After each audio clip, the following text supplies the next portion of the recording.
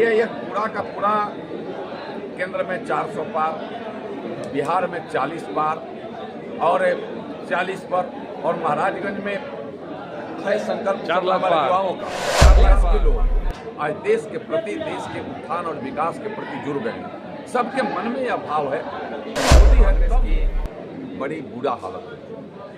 कांग्रेस की नैया डूब गई है और डूबते नैया पर कोई सवार नहीं होना चाहता। कांग्रेस के जो नेता हैं उनको कहीं भी हिंदी भाषी क्षेत्र में युवा चौपाल का आयोजन हुआ, इसके माध्यम से युवा वोटरों को क्या संदेश देंगे? देखिए, युवा राष्ट्र के नवनिर्माण के लिए वोट करें। हमारे नरेंद्र मोदी जी का, देश के प्रधानमंत्री, देश के प्रधान सेवक का यह संकल्प है, आग्रह भी है कि आप पहला वोट इस राष्ट्र के नवनिर्माण के लिए करें, इस राष्ट्र को विकसित भारत बनाने के लिए करें, इस राष्ट्र को विश्वगुरु बनाने के लिए आप पहला वोट करें। इससे देश के युवाओं को आगे बढ़ाने के लिए करें, इस देश के भविष्य को और आगे और मजबूती से आगे बढ़ाने की समस्याओं को निदान के लिए करें। आपका वोट, पहला वोट, इस जब आप मतदान केंद्र पर जाएं, यह राष्ट्र विश्वगुरु बने, विकसित भारत बने, इसको अपने अंदर संजो करके जाएं और उसके लिए आप मतदान करें। यानी आप सीधे नरेंद्र मोदी जी के उस भाव को समर्थन करते हुए इस देश के नवनिर्माण के लिए आप मतदान करें। यह युवाओं से विशेष रूप से आग्रह है। आपने देखा भी होगा कि हम यह चौपाल जो यहाँ लगा है, ऐसा चौपाल पंचायत स्तर पर भी लगना है। मैंने आग्रह किया कि हर पंचायत स्तर पर हमारे जो नव मतदाता हैं वो भी रहें, हमारे जो घटक दल के युवा हैं वो भी रहें, यानी एक बड़ी संख्या युवाओं की रहे, हमारी बहनों की भी संख्या रहे। हमारे ऐसे उस चौपाल में लोग वहाँ सम्मिलित हों जो अपने अपने मतदान केंद्रों पर मतदान के दिन मतदान भी करें और मतदान कराएं भी, और दोनों में सहयोग करने का काम करें। युवा चौपाल सामान्य नहीं है, इसका एक बड़ा और विस्तृत सोच है, इसके लिए चौपाल आज एकत्रित है। सर, युवाओं का कहना है कि 400 पार, इसमें सर क्या? देखिए, यह पूरा का पूरा केंद्र में 400 पार, बिहार में 40 पार और 40 पर, और महाराजगंज में है संकल्प 4 लाख हमारे पार। युवाओं का 4 लाख पार का। ये इसके लिए हम सबको मिलकर के सम्मिलित रूप से हम सब जब प्रयास करेंगे तो निश्चित रूप से हमारे देश के प्रधान सेवक हैं नरेंद्र मोदी जी को जो संकल्प है वो सिद्धि तक पहुंचेगी। और यह हमें लगता है कि यह तय है, सही है यह तय कि हमें एक एक लोग, इस देश के लोग आज देश के प्रति, देश के उत्थान और विकास के प्रति जुड़ गए हैं। सबके मन में यह भाव है कि मोदी है तब मुमकिन है, मोदी रहेगा तबे असंभव है। मोदी बगैर यह सब देश को, पहले जो मैंने एक चर्चा किया कि एक जो श्वेत पत्र जारी हुआ 4 से 14 तक, जब लोग देखेंगे तो सीधे तय करेंगे कि कैसे इन लोगों ने देश को लूटने का काम किया।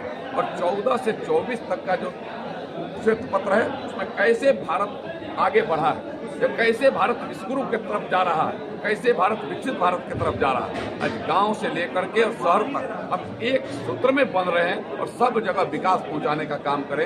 यह मोदी जी का जो सोच है, उनका जो संकल्प है, उसको सिद्धि तक उतारने में हमारे युवा मोर्चा के चौपाल एक कारगर हथियार के जैसा काम करेगा। यह आज के चौपाल का सही मायने में और सही उद्देश्य है। जय भाजपा, जय भाजपा, यही सही उद्देश्य है। महाराजगंज की जनता को सर क्या संदेश देंगे? महाराजगंज की जनता हमारे देवतुल्य जनता है। वो उन्होंने 14 के पहले की भी इस महाराजगंज की दिशा और दशा को देखा है और 14 के बाद भी इस क्षेत्र के विकास को, क्षेत्र के सम्मान को और आपस में भाईचारे के बंधन को मजबूत होते हुए देखा है। हम तो वसुधैव कुटुंबकम के वह भाव इस महाराजगंज के जन जन तक, एक एक लोगों तक उस संदेश को हमने पहुंचाने में हम सब कामयाब हो रहे हैं। उस कामयाबी को और मजबूती से पहुंचाना है। आज तक यहाँ लोग आपस में दुराव तोड़ करके राजनीति करते थे और आज हम जोड़ करके राजनीति करते हैं। दोनों में ये सबसे बड़ा अंतर। हम उस जुड़ाव को और मजबूत करें और महाराजगंज को भी इस देश के प्लेटफॉर्म पर एक सम्मान के जगह पर जो हम पहुंचाने में हम सब महाराजगंज के मतदाता भी सहयोग करें। या महाराजगंज के अपने एक एक देवतुल्य मतदाताओं से मेरा आग्रह, अपील और निवेदन है।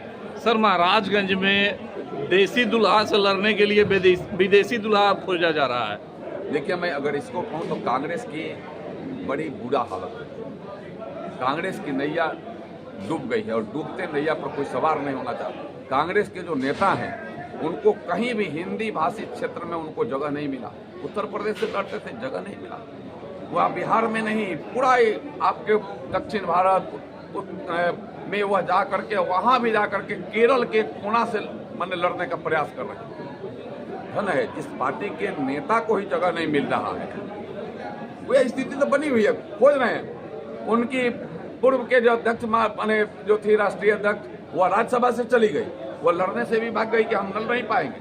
और ऐसे उनके हजारों हजार नेता आज इस्तीफा दे रहे हैं, लड़ने से इनकार कर रहे हैं, सीट नहीं ले रही है। स्थिति आज बनी, इसलिए उन्होंने इस देश को लूटने का काम किया, घोटाले दर घोटाले इस देश में किया है। और आज देश के एक एक लोग उसको जान गए, उनके नकाब उतर गए हैं। और नकाब जब उतर जाता है तो व्यक्ति निश्चित रूप से मुंह छिपाना चाहता है। और यह कांग्रेस की स्थिति बन गई है, इंडिया गठबंधन की स्थिति बन गई है उनके नकाब उतरने से। आपने चूंकि आपको समय मिला तो देश को लूटा, और मोदी को समय मिला तो देश को आबाद किया। दोनों में यह सबसे बड़ा अंतर आज लोग एक एक लोग मतदाता जानते हैं, इसलिए उनकी स्थिति बनी हुई है। हमें लगता है कि वह जो स्थिति है वह जायज स्थिति है। जो किया है उन्होंने, जो कर्म किया है, उस कर्म का प्रतिफल इस 2024 के चुनाव में जनता निश्चित रूप से कांग्रेस और इंडिया गठबंधन को देने के लिए तैयार है।